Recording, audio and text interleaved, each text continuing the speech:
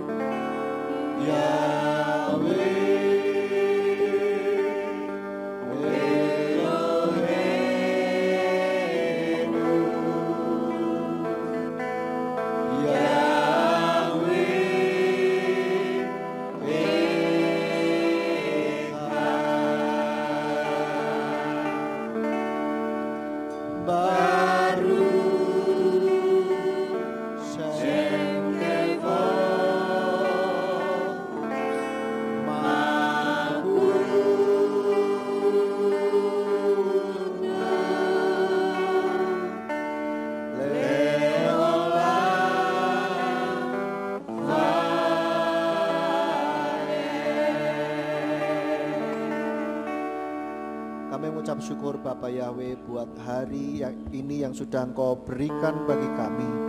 Terima kasih sepanjang hari Engkau sudah berkenan untuk melindungi kami, menyertai kami, sehingga pada saat ini kami boleh datang ke hadirat-Mu untuk menikmati sabat-Mu Tuhan. Hari perhentian yang sudah Engkau berikan bagi kami, untuk kami dapat beristirahat, untuk kami boleh mengkuduskan hari ini untuk Engkau ya Bapa. Kami sudah memuji, memuliakan nama-Mu, dan tiba saatnya bagi kami untuk kami boleh mendengarkan firman-Mu. Kiranya Tuhan urapi hamba-Mu dan urapi setiap kami yang mendengarkan firman-Mu. Biarlah firman yang ditaburkan ini boleh menjadi kol HL di dalam setiap kehidupan kami, menjadi suara-Mu yang menegur kami, yang menguatkan kami, sehingga kehidupan kami semakin hari semakin benar di hadapan-Mu ya Bapa. Dan jika ada kuasa kegelapan yang berusaha untuk mengambil firman-Mu dari dasar hati dan pikiran kami bersatu hati, kami tolak, kami usir di dalam nama Tuhan Yeshua Mesias. Mari Tuhan Kau kuasai hati pikiran kami, kuasai peralatan yang kami pakai, dan biarlah kami, hati dan pikiran kami tujukan untuk kebenaran firman-Mu saja. Berikan hikmat bagi kami supaya kami boleh menangkap firman-Mu ini sesuai dengan kebutuhan setiap kami. Terima kasih Bapak Yahweh, hanya di dalam nama Tuhan Yeshua Mesias kami sudah berdoa dan mengucap syukur. Haleluya, amin. Silakan duduk Bapak Ibu. Shalom. Ya, senang sekali kita bisa ketemu kembali di dalam ibadah RF Sabat kita kali ini. Bapak Ibu Saudara, seringkali kita pernah mendengar kalau ada orang bilang hidup ini enggak adil. Lalu dia enak lahir di keluarga orang kaya, sehingga kalau mau berusaha, mau buka usaha sendiri, tinggal minta duit orang tuanya, modal sudah ada langsung ya. Lalu kalaupun jatuh masih di langit gitu kan. Ada orang bilang iya dia enak, kalau dia ini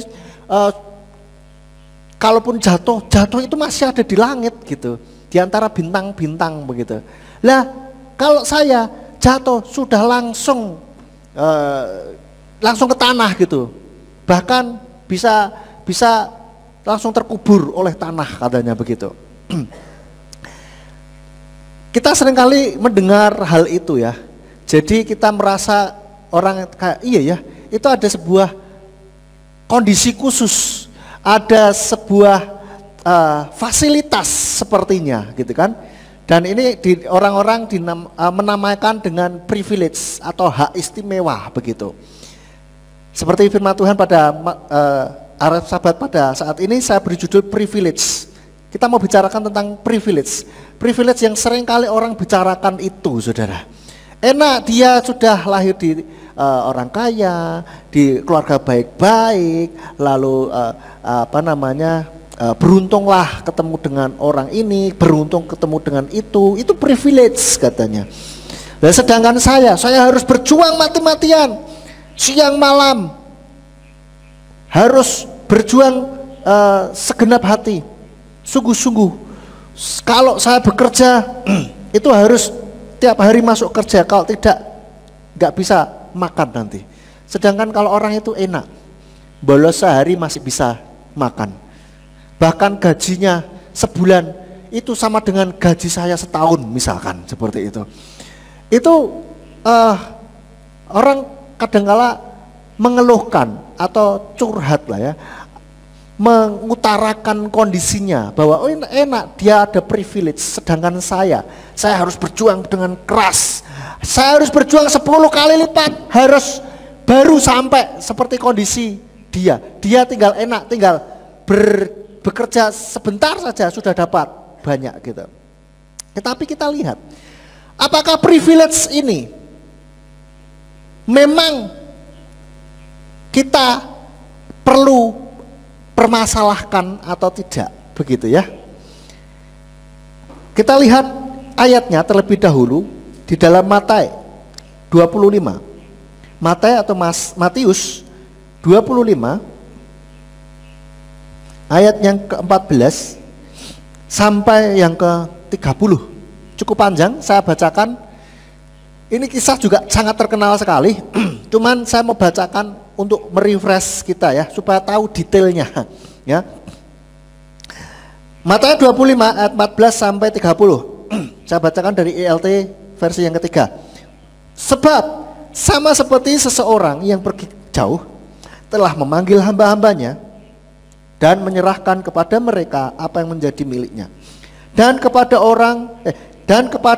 yang seorang ia beri 5 talenta, dan yang lainnya 2, dan yang seorang lagi 1, sesuai dengan kemampuan dirinya masing-masing, dan dia segera berangkat.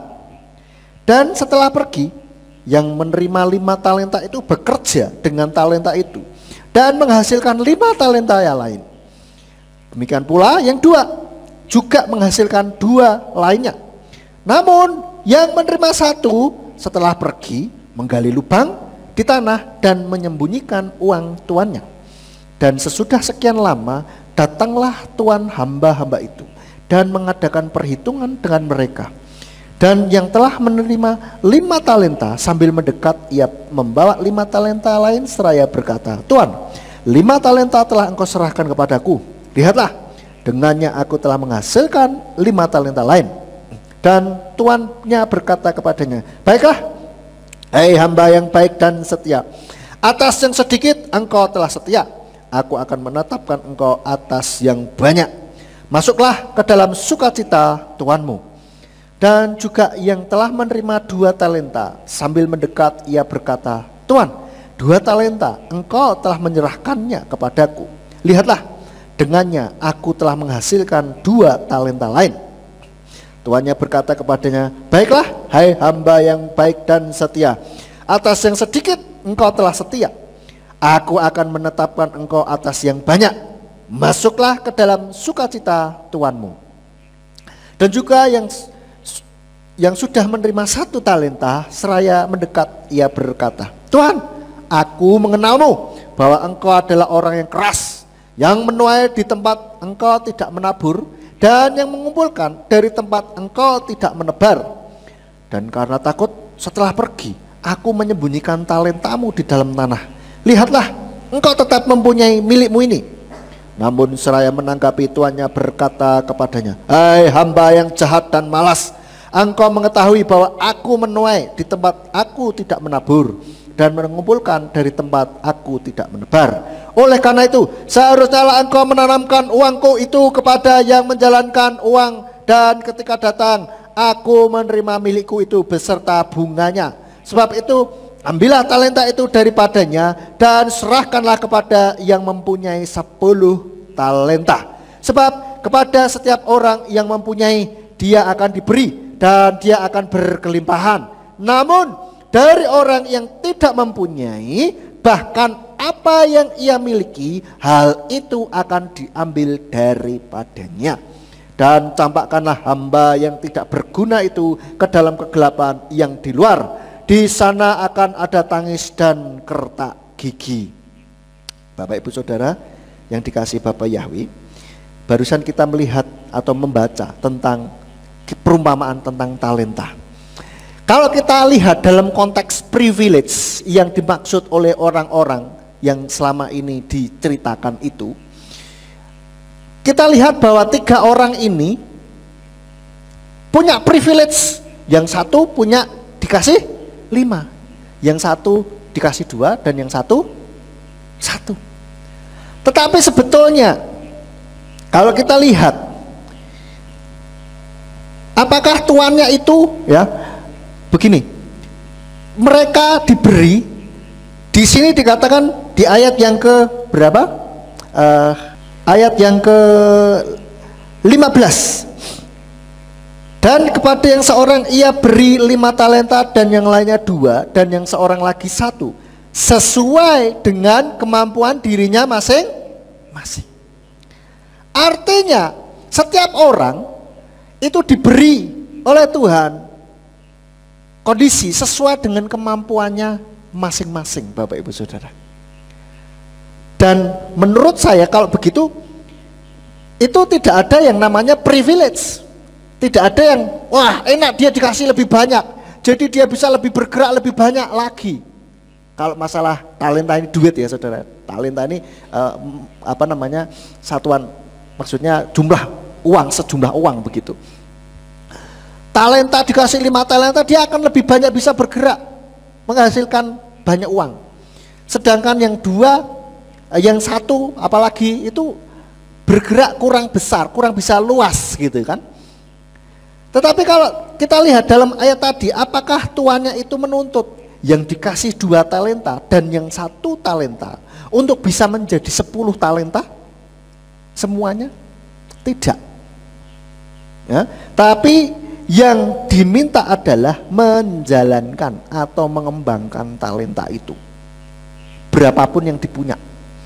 Yang 2, saudara lihat, yang 2 talenta, dia sudah berusaha sekeras mungkin dan dia menghasilkan 100%.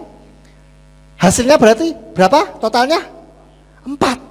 Saudara lihat, yang pertama tadi orang dikasih 5, belum apa-apa dia sudah dapat 5 saudara. Sedangkan yang dikasih 2, dia bekerja segala macam dapatnya 4, belum nyampe 5. Nah, kalau orang lihat dari privilege, orang akan melihat yang di nomor yang dikasih kita sebut saja si B begitu ya, yang A itu dikasih 5, yang B dikasih 2, yang C dikasih 1 talenta. Kita ngomong yang B. Kalau orang melihat meributkan privilege, si B ini akan bilang, lah dia belum apa-apa sudah dapat 5, lah saya bekerja mati-matian dapatnya 4, nyampe modalnya dia saja tidak. Iya toh? Tetapi bukan itu saudara. Kita lihat di kisah ini, Tuhan tidak meributkan tentang kamu harus semua sama hasilnya, jumlahnya itu tidak. Tetapi Tuhan mempermasalahkan bagaimana, apakah talenta itu berkembang atau tidak gitu. Yang 1 talenta si C ini dikasih 1, bukannya malah mengembangkan, tapi malah disimpan. Ya mungkin berpikir, percuma saya kembangkan pun saya mau mentok dapat 2, mau bekerja keras bagaimanapun tetap kalah, gak mungkin bisa nyaingi yang 5 itu. Ya wes, mending tak simpen aja. Bisa saja bilang begitu kalau kita ngomong dalam konteks tentang privilege. Hak istimewa. Privilege itu apa sih? Hak istimewa. Hak istimewa yang tidak semua orang dapat, saudara. Ya, kita sering lihat, sering dengar ini. Saya kalau kadang Instagram, lihat di Instagram itu begitu, atau di YouTube itu ada yang seperti itu, curhat gitu kan. Enak dia privilege. Kalau orang ngomong ya, siapa motivator, ya gue berusaha begini begitu. Tapi ternyata anak orang kaya. Ya berusaha dari nol dari mana katanya orang-orang bilang. Orang dia minta modal, bapaknya kasih langsung. Minta 100 juta dapat 100 juta. Modal usaha dari nol. Lah saya jangankan 100 juta Pak, 1 juta saja saya harus kerja mati-matian untuk mendapatkan modal itu. Sehingga kita lihat ya, ngomongin privilege, orang akan merasa saya tidak akan bisa seperti dia. Dan ini ada indikasi 1, iri hati. Enak kamu lahir dari orang kaya, dari keluarga orang kaya. Enak kamu lahir dari keluarga baik-baik. Lah saya iri hati. Ya kan? Dan yang kedua, karena kita membandingkan dengan orang lain.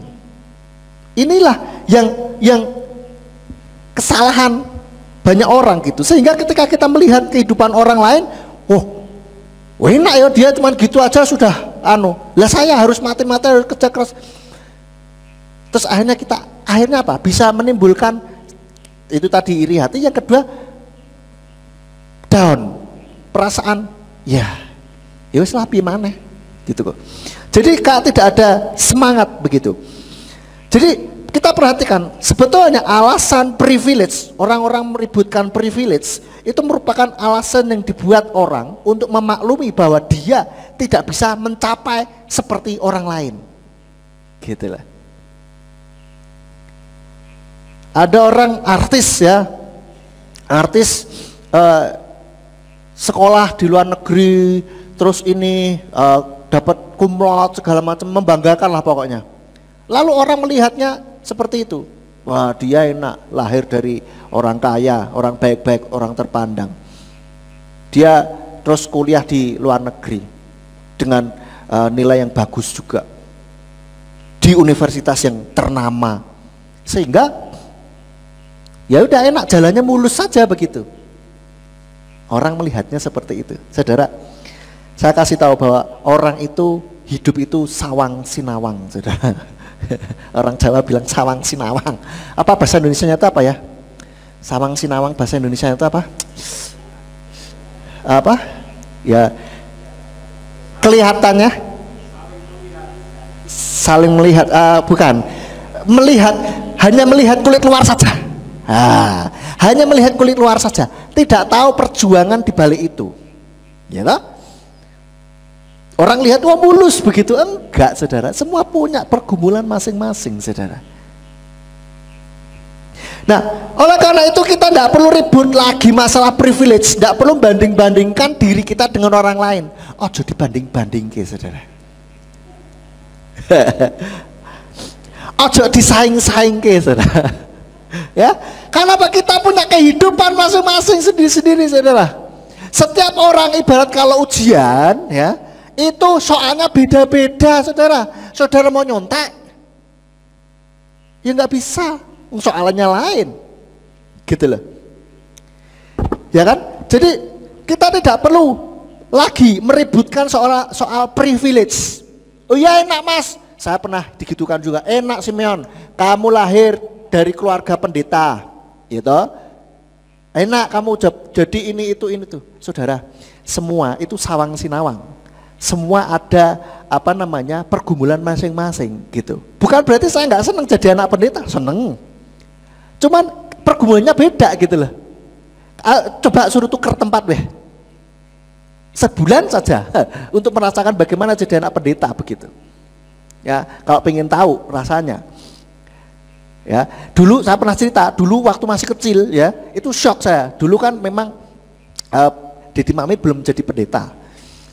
Masih pengusaha begitu. Jadi saya jadi terlahir dari anak pengusaha begitu. Terus begitu mereka memenuhi panggilan Tuhan jadi pendeta, saya shock gitu. Kenapa? Anak pendeta nggak boleh begitu. Anak pendeta nggak boleh begitu. Saya bingung. Ini kenapa ya? Begitu pindah hambarawa banyak omongan, anak pendeta nggak boleh begitu. Dulu kayaknya nggak ada tuh, enak-enak aja. Saya melakukan apa saja, kayaknya fun-fun saja gitu kan. Itu ada shock. Tapi saudara, saya mau ngomong begini ya, apakah memang kita harus seperti orang lain gitu loh? Kan tidak. Tuhan tidak pernah menuntut kamu bawa sama seperti itu, bawa kamu sama kayak Simeon, kan tidak. Benar enggak? Dalam kita berusaha mencari nafkah, buka usaha sendiri, bekerja di tempat perusahaan atau dimanapun, buat kamu sama seperti itu. Dalam waktu 3 tahun sudah naik pangkat, dalam waktu 5 tahun usahanya sudah wah kayak gitu. Tuhan tidak pernah menuntut kita untuk seperti orang lain saudara. Bagi yang bekerja, bekerjalah dengan sebaik-baiknya. Bagi yang sekolah, sekolahlah dengan sebaik-baiknya. Hah? Yang masih sekolah nih, wah enak dia anak guru, enak dia sudah dibekali dengan IQ yang tinggi. Lah saya IQ-nya pas-pasan, rata-rata. Sehingga saya harus belajar, kalau baca itu 2-3 kali harus baru mudeng. Kalau dia mah enak di kelas sambil ngalamun, dengerin, tapi kok mudeng gitu loh. Saudara, di dalam Kolose 3 ayat 23 katakan, dan segala apapun, Kolose 3 ayat 23, dan segala apapun yang kamu lakukan, kerjakanlah dengan segenap jiwa, seperti kepada Tuhan dan bukan kepada manusia. Yang Tuhan mau kita kerjakan dengan segenap hati, apa yang menjadi bagian kita. Kita sudah tidak perlu lihat, tidak perlu membandingkan hidup kita dengan orang lain, saudara. Tidak perlu banding-bandingkan hidup kita dengan orang lain. Yang penting apa yang jadi bagian kita, porsi kita, kerjakan dengan sungguh-sungguh. Ada orang yang dia sama-sama masuk angkatan yang sama misalkan. Dia dalam waktu 10 tahun atau tidak usah 10 tahun lah, 3 tahun sudah meraih prestasi luar biasa. Satu lagi kita yang masuknya sama angkatan sama, dalam waktu yang 3 tahun yang sama, kita dapatnya tidak seperti dia. Kita terus, ya enak, dia dapat privilege, kenal orang dalam. Iya enak, dia lahir dari orang kaya. Jadi kalau rugi modalnya ini tinggal dijoki lagi. Dijoki itu ditambahin lagi oleh orang tuanya tanpa perlu bersusah payah. Nah saya naik modal habis, salah langkah, modal habis ya sudah, babak belur. Ya kan? Seringkali kalau orang membandingkan kan begitu, ribut masalah privilege. Akhirnya apa? Tidak ada kekuatan di dalam diri kita. Karena apa? Kita bandingin, ya kalah lah, ya jelas lah. Oleh karena itu saudara, tidak usah bandingkan lah. Jadi ada benernya tuh lagu, ojo dibanding-banding. Ya, kita, tapi kan itu terus akhirnya jadi ya mesti kalah ya. Itu kayak pesimis ya kan. Kita sudah ada usah dibanding-bandingkan. Kita lihat diri kita sendiri, bagian apa yang menjadi porsi kita lakukan dengan sungguh-sungguh. Nggak perlu banding, masalah hasil Tuhan tidak pernah mempermasalahkan. Itu talenta yang orang yang dikasih yang si B dapatnya 4, sampai modalnya dengan si A saja masih kalah, bener enggak? Tapi Tuhan nggak protes, weh si B, kenapa kamu nggak bisa jadi 10? Tuhan nggak protes itu. Kita tidak membaca Tuhan, si Tuhan itu mempermasalahkan hasilnya. Tetapi Tuhan itu mempermasalahkan apa? Usahanya. Mengembangkan atau tidak, gitulah. Kalau mengembangkan dapatnya 4, kalah masih modalnya si A saja 5, kamu dapatnya 4. Tuhan itu tetap bersuka cita. Baiklah, hai hamba yang baik dan setia, masuk dalam kebahagiaan Tuhanmu. Gitu saudara. Jadi kita bisa lihat, ya, kita harus melakukan bagian kita dengan sungguh-sungguh. Kalau bisa saya katakan, saya ulang sekali lagi bahwa masing-masing orang punya jalan hidupnya sendiri-sendiri. Masing-masing orang punya fungsi masing-masing di dalam kehidupannya sendiri. Yang penting kita harus melakukan yang terbaik. Kita harus melakukan bagian kita dengan sebaik-baiknya. Ya, di dalam Kolose 3 ayat 23 tadi dikatakan, segala apapun yang kamu lakukan, kerjakanlah dengan segenap jiwa seperti kepada Tuhan dan bukan kepada manusia. Ini loh. Jadi mulai sekarang tidak perlu lagi kita ribut privilege. Kadang tuh saya ketika mendengar orang ngobrol tentang privilege, saya pikir tidak sepenuhnya benar, begitu loh. Kalau dia membanding-bandingkan ya memang benar, akhirnya kamu merasa dia ada privilege, lebih enak, lebih ini, lebih itu, lebih ini, lebih itu. Tetapi kalau kita mau renungkan lebih dalam, bahwa sebetulnya Tuhan itu adil, hidup ini adil, amin. Berkat Tuhan tidak akan pernah salah menuju ke orang. Orang yang cinta Tuhan dengan sungguh-sungguh bekerja, Tuhan akan pasti memberkati. Yang penting ya kita lakukan bagian diri kita sendiri. Kita fungsinya apa? Oke, sama-sama pengusaha. Kita berfungsi di mana? Lakukanlah bagian kita. Kita menjadi berkat, bisa jadi berkatnya di mana? Lakukan bagian itu, saudara. Tidak perlu semuanya jadi pendeta, kan begitu? Kalau semuanya jadi pendeta, terus jemaatnya siapa? Kalau semuanya jadi jemaat, pendetanya siapa? Gitu. Jadi lakukan bagian kita masing-masing, saudara. Dan kita kalau mau membandingkan, bandingkanlah diri kita dengan diri kita sebelumnya. Artinya apa? Kita harus menjadi lebih baik dari diri kita sebelumnya. Tidak perlu lihat orang lain, kita lihatlah diri kita. Apakah diri kita sudah lebih baik dari yang sebelumnya atau belum? Apakah kita sudah berkembang atau belum? Apakah kita sudah mengembangkan yang Tuhan titipkan kepada kita atau belum? Kalau belum, cepat-cepat kembangkan. Supaya kalau Tuhan itu datang, mendapati kita setia dan sudah mengembangkan apa yang diberikan kepada kita. Amin, Bapak Ibu. Jadi tidak perlu lagi, apalagi anak Bapak Yahweh masih kalau cerita enak dia dapat privilege, tidak perlu. Setiap orang diberi Tuhan sesuai dengan kemampuannya masing-masing. Ada orang yang katanya dapat privilege pun juga tidak menggembirakan hasilnya. Contohnya apa? Ada anak pejabat tetapi dia tidak bisa menjadi contoh seperti seorang anak pejabat, gitu. Anak pendeta juga begitu. Ada yang Bapak Gembala sering bilang, bapaknya naik turun surga, anaknya keluar masuk penjara.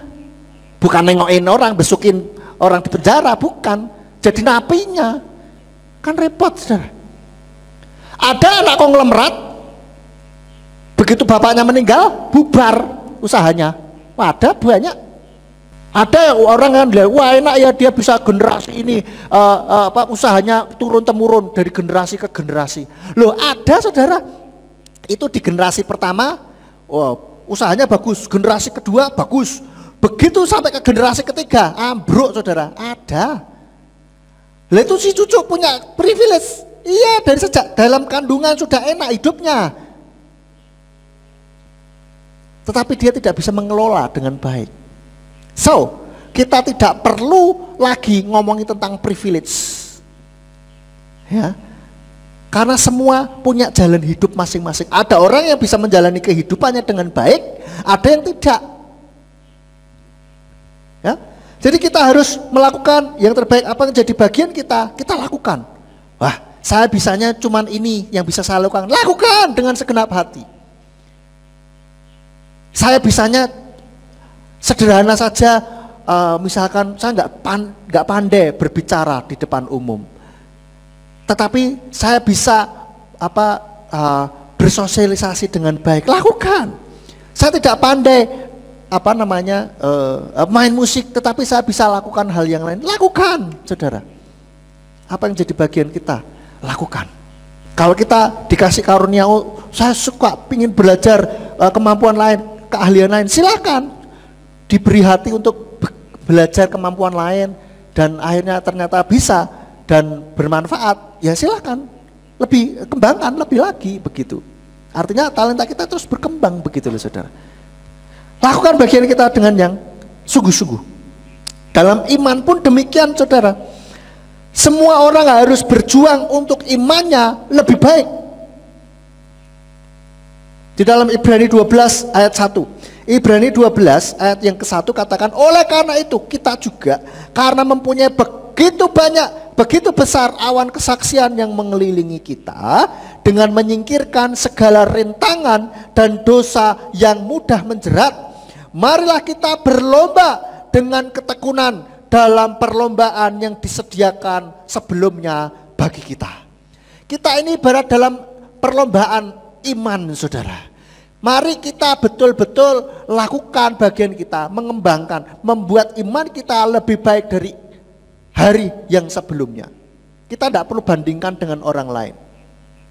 Ya, tidak perlu dibandingkan dengan orang. Wah enak itu Simeon kan anak pendeta, jadi kan bisa dapat pengetahuan firman lebih banyak. Sudah tidak usah dibandingkan sekali lagi ya. Yang penting kesungguhan hati kita. Ada juga anak pendeta tidak tahu banyak firman juga ada, ya tergantung orangnya. Jadi bahkan ada orang yang barusan masuk percaya, barusan masuk gereja, kenal Bapak Yahweh, imannya kuat juga bisa ada begitulah ya. Tetapi ya juga terus jangan kita wah nek gitu ya wes aku seadanya saja. No, kita harus berlomba dengan segenap hati. Kita harus sungguh-sungguh memperkuat iman kita, memperdalam iman kita, pengenalan akan Tuhan lebih lagi. Ya juga jangan sampai sudah 10 tahun kenal Bapak Yahweh kok tidak bisa berdoa, kan ya lucu.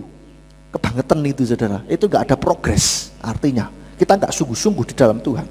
Masa sudah 10 tahun bahkan sejak dari dalam kandungan imannya mudah digoyahkan. Kan ya kebangetan itu. Orang Surabaya yang bilang kebacot saudara. Ya, masa sampai kayak gitu? Kan ya ndak toh. Ya. Lah katanya ndak usah dibanding-banding lah ya, tapi kan ya harus melakukan bagian kita dengan sungguh-sungguh gitu loh.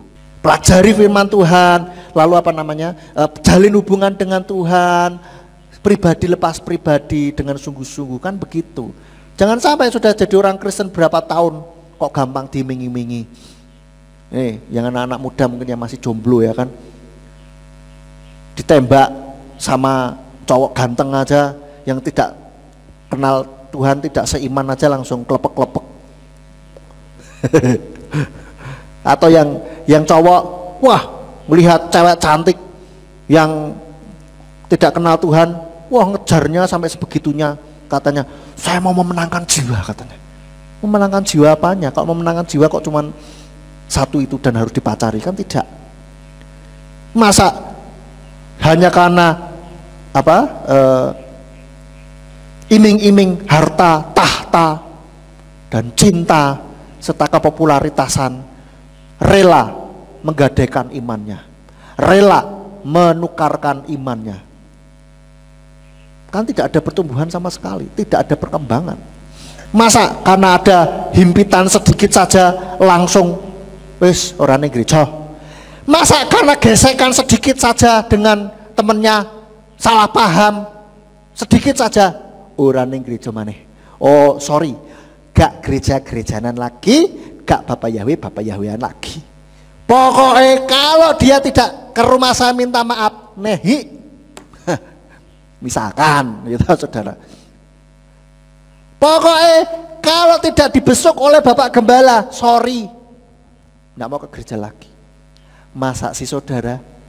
Sudah, ini Tuhan Yesus mau datang loh. Masa iman kita ibarat disebul angin, langsung tumbang, kayak lucu. Kita ada dalam pertandingan iman saudara. Mari perkuat iman kita dengan sungguh-sungguh. Jalin hubungan dengan Tuhan sungguh-sungguh. Jangan mudah tersinggung. Sedikit-sedikit tersinggung. Itu kalau mudah tersinggung itu hubungan dengan Tuhan itu nggak baik. Ya, saya pernah bilang toh, hubungan dengan Tuhan nggak baik kalau mudah tersinggung. Kenapa? Ya karena kalau hubungan dengan Tuhan baik, pasti Tuhan ingetin. Ayo, nggak boleh tersinggung. Masa gitu aja tersinggung. Dan pasti adalah Tuhan memberikan memberi nasihat, pasti itu menegur, ya kan? Gitu loh. Nah, itu loh saudara. Berlomba dengan sungguh-sungguh. Terus jadi apa yang harus kita lakukan untuk tentang iman kita ini? Yang pertama, tekun membangun iman kita. Seperti dalam Ibrani 12 ayat 1 tadi ya. Marilah kita berlomba dengan ketekunan dalam perlombaan yang disediakan sebelumnya bagi kita. Kita ini semua lomba saudara. Lomba. Dah, lakukan saja yang terbaik bagi kita. Ya. Yang kedua, melatih tubuh. Maksudnya bagaimana? Kita lihat di dalam 1 Korintus 9 ayat 27. 1 Korintus 9 ayat 27 dikatakan, namun Aku menggembleng tubuhku dan memperhambanya, supaya jangan setelah berkhotbah kepada yang lain aku sendiri dapat menjadi yang ditolak. Artinya apa? Melatih diri di dalam melakukan kebenaran firman Tuhan. Gitu loh, saudara. Kita melatih diri untuk kita bisa melakukan kebenaran firman Tuhan dengan segenap hati kita, saudara. Itu. Jatai ke gereja, ya ke gereja. Jatai pelayanan, ya pelayanan dengan sungguh-sungguh, saudara.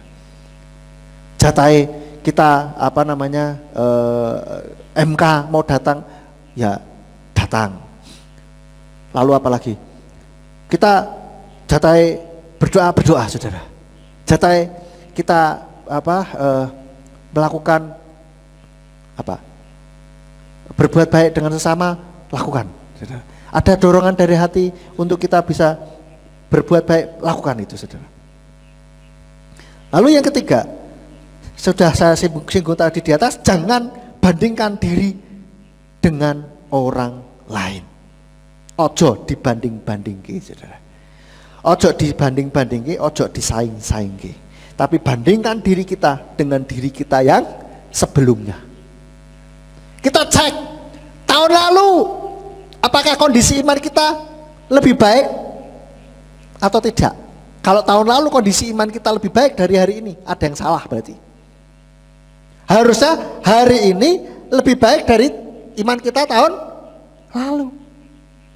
Kita cek, apakah kita selama ini tetap setia atau tidak, atau malah stagnan atau turun, begitu. Stagnan itu hitungannya turun, stagnan itu ngono-ngono tok, tidak ada perubahan. Itu hitungannya menurun. Kenapa? Karena harusnya naik terus, dan hidup kita semakin hari semakin diperbarui, gitu loh. Kita cek diri kita, apakah saat ini iman kita kuat dibandingkan dengan iman kita tahun lalu? Cek, saudara. Lihat diri kita baik-baik. Apakah hanya karena permasalahan kita mundur? Apakah hanya karena hanya karena iming-iming kita meninggalkan Tuhan? Apakah hanya karena tekanan, ejekan, dibilang sesat sama teman-teman gara-gara terima nama Bapak Yahweh, terus kita tidak kuat? Terus akhirnya kita ya sudahlah, Allah ya ya, Yahweh ya ya. Kalau di teman-teman orang Yahweh, ya kita ngomong Yahweh, tapi kalau ada teman yang pakai Allah, ya kita ya pakai Allah juga. Apakah begitu? Imannya goyah gitu, nggak punya pendirian. Kita cek diri kita masing-masing, saudara. Pertanyaannya, mengapa kok harus berjuang dalam iman yang baik, gitu loh? Kenapa? Karena pada akhirnya akan ada penghakiman atas apa yang sudah kita lakukan di bumi. Tidak peduli itu pendeta, anak pendeta, cucu pengusaha, jemaat, pelayan Tuhan, pelayan mimbar. Semua kita masing-masing dihadapkan pada penghakiman. Di dalam Matius 25 ayat 19, Matius 25 ayat 19 dikatakan, dan sesudah sekian lama datanglah Tuhan hamba-hamba itu dan mengadakan perhitungan dengan mereka. Orang yang saudara bilang atau orang-orang yang bilang itu punya privilege sekalipun, itu tetap akan diperhadapkan pada penghakiman. Apakah dia melakukan bagiannya dengan baik? Kalau kita yang katakanlah tidak punya privilege, tidak dapat privilege, apakah kita tetap setia? Apakah kita tetap melakukan bagian kita dengan baik? Roma 14 ayat 12. Roma 14 ayat 12 dikatakan, maka selanjutnya setiap orang dari kita akan memberikan pertanggungjawaban mengenai dirinya sendiri kepada Elohim. Jadi pertanggungjawabannya itu mengenai siapa? Diri sendiri, bukan mengenai orang yang dapat privilege. Oke, saudara? Jadi semuanya itu dilihat perorangan gitu lah. Orang yang dapat 5 talenta dilihat juga, Tuhan, kamu ngembangkan enggak talentanya? Yang orang-orang bilang dapat privilege, oke, kamu dengan katakannya orang privilege itu apa yang kamu lakukan? Orang yang dengan katanya tidak dapat privilege, coba apa yang kamu lakukan? Jadi sebetulnya Dapat privilege apa enggak itu bukan masalah. Betul enggak? Semua sama-sama dihakimi secara pribadi lepas pribadi kok. Gitu? Jadi oleh karena itu Bapak Ibu Saudara, tidak perlu lagi kita bingung masalah privilege. Nggak usah ngeributin masalah privilege. Mungkin bahasanya kalau di sehari-hari bukan privilege. Mungkin enak kamu ini, enak dia itu sudah begini, enak dia terlahir dari, enak dia ditakdirkan lahir di keluarga pejabat, ditakdirkan lahir di keluarga kaya raya. Nggak ada ininya. Udah, yang penting bagian kita nih loh bagaimana gitu loh. Nggak salah kita dilahirkan di keluarga manapun, baik keluarga baik-baik maupun keluarga broken, maupun miskin maupun kaya, nggak peduli. Ya, yang penting dengan kondisi kita awal itu, apakah kita lakukan bagian kita dengan baik, gitu loh. Itu yang penting, saudara. Amin. Di dalam Wahyu 20 ayat 12. Wahyu 20 ayat 12. Dan aku melihat mereka yang mati, kecil dan besar, yang berdiri di hadapan Elohim. Dan dibukalah gulungan kitab, juga dibuka gulungan kitab yang lain, yang adalah kitab kehidupan. Dan mereka yang mati dihakimi dari apa yang tertulis dalam gulungan kitab itu, sesuai dengan perbuatan-perbuatan mereka. Jadi ujiannya itu sesuai dengan perbuatan-perbuatan mereka, saudara. Ujiannya itu tidak kayak ujian nasional. Kalau ujian nasional itu kan semua ujiannya soalnya sama dari Sabang sampai Merauke. Lah sekolah-sekolah yang di kota ya enak. Ya sekolah-sekolah yang di kampung, yang di desa, di pelosok sana, ya bingung lihat, wadah, ya bingung. Tapi puji Tuhan, Tuhan kita ini adalah Tuhan yang adil, saudara. Jadi Tuhan menghakimi sesuai dengan perbuatan masing-masing. Tinggal kita lihat bagaimana perbuatan kita ini. Gitulah. Wahyu 22 ayat 12. Wahyu 22 ayat 12 katakan, dan lihatlah, aku datang segera dan upahku ada bersamaku untuk membalaskan kepada setiap orang sesuai dengan pekerjaannya. Lagi saudara, kalau kita mengerjakan dengan baik bagian kita, maka Tuhan sudah menyiapkan upahnya. Tetapi kalau kita tidak lakukan bagian kita dengan baik, ada hukuman menanti di sana. Seperti di perumpamaan itu tadi tentang talenta. Yang 5, yang 2, dan yang 1. Yang mengembangkan, mengerjakan bagiannya dengan sungguh-sungguh, dapat reward, dapat hadiah. Tapi yang tidak melakukan bagiannya, malah ngelek-ngelek, malah berpikir negatif dengan tuannya, gitu. Mau bilang tuan ini kejam segala macam, lu ya apa sih ini orang, lu kamu tuh pekerja kok, malah itu. Jadi ini, kalau tidak melakukan bagiannya, ada hukuman menanti. Oleh karena itu Bapak Ibu Saudara, pastikan iman kita kerjakan dengan sungguh-sungguh. Kita harus mengerjakan keselamatan yang sudah kita dapat. Kita harus terus menggali firman Tuhan, menguatkan iman kita, terus menjalin hubungan dengan Tuhan supaya semakin dekat, terus membuat hidup kita semakin hari semakin sesuai dengan firman Tuhan. Tadi seperti kita nyanyikan, sesuai dengan gambarmu. Seperti semakin sesuai dengan gambarmu. Sesuai dengan Tuhan. Biar kehidupan kita, karakter kita ini juga seperti semakin serupa dengan Kristus, Hamasiah, Yeshua Hamasiah. Yang jadi role model kita, contoh kita itu, saudara. Itu dalam hal iman. Bila kita terus ada perbaikan terus di dalam hidup kita, gitu loh saudara. Kalau di dalam pekerjaan atau sekolah kita sehari-hari, lakukan saja dengan sungguh-sungguh bagian kita. Pokoknya lakukan yang terbaik. Do your best. Ya, baik itu pekerjaan maupun dalam hal iman kita, pengenalan kita akan Tuhan, tentang karakter kita juga harus semakin hari semakin lebih baik. Bandingkan, mari kita semua renungkan.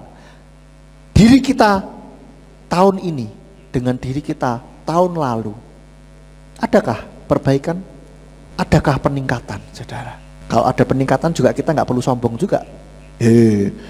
Aku sudah ini toh, kue piye? Nah, sudah kue piye? Nah, itu sudah mulai banding ke, saudara. Nggak usah kue piye. Harus lihat aku piye gitu loh. Lihat diri kita gimana. Kalau diri kita ada perbaikan, puji Tuhan, tingkatkan terus. Jangan terus puas, wes cukup gini aja, cekap semanten Pak. Jangan cukup sampai di sini, saudara.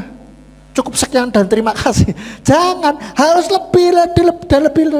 Karena Tuhan juga memberikan berkatnya baru setiap hari gitu loh. Dan Tuhan akan membawa dari kemuliaan kepada kemuliaan yang lain. Terus, saudara. Oleh karena itu jangan terus berpuas diri. Ya, untuk kehidupan iman kita dan apa yang kita kerjakan. Tidak perlu membanding-bandingkan. Dan biarlah pada akhirnya kita dapat berkata seperti di dalam 2 Timotius 4 ayat yang ke-7.